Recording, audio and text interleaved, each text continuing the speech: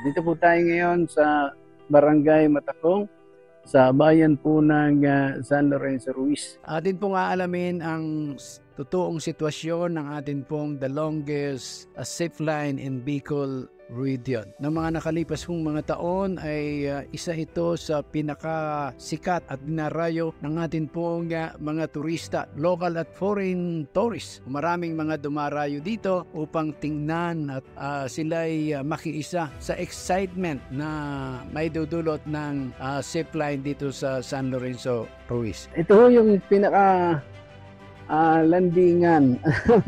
Dito ka aakyat, ikaklam mo dito yung ano, at hindi na masyadong kita, no? Talagang sabi nga po hindi na safe ang naturang zip line. Isa ang zip line na nagbibigay kabuhayan sa atin ng mga kababayan dito sa San Lorenzo Ruiz. Hindi lang sa pamahalaang lokal, kundi sa maging mamamayan po natin na kapag may mga dumarayong mga turista ay nagkakaroon sila ng income dulot ng atin pong zip line dito po sa bayan ng San Lorenzo Ruiz.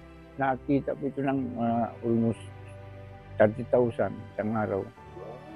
Ang atin pong zipline ay temporarily closed. This is due to the fact na we have to conduct an intensive na maintenance and rehabilitation ng ating mga cables and whatnot yung sa facility mismo. Kasi we have to be sure sa safety ng ating mga visitors at mga sasakay sa ating zipline. Kasi po nitong pandemic, we had to cease yung operation because hindi nga po pwede yung kumbaga sa pagdadan pa lang alone ng harness, kailangan siya ay talagang may close contact. So we had to stop operating the zip line. Pero we are already on the process na naibalik po yung normal na operasyon. Ang haba po ng ating zip line is roughly around 750 meters. Back and forth na po yun. So ito yung longest because ayun po, talagang medyo mahaba ang ride as compared doon sa mga small lang na sa mga maikli lang na zipline like we have in like yung sa Panipuason.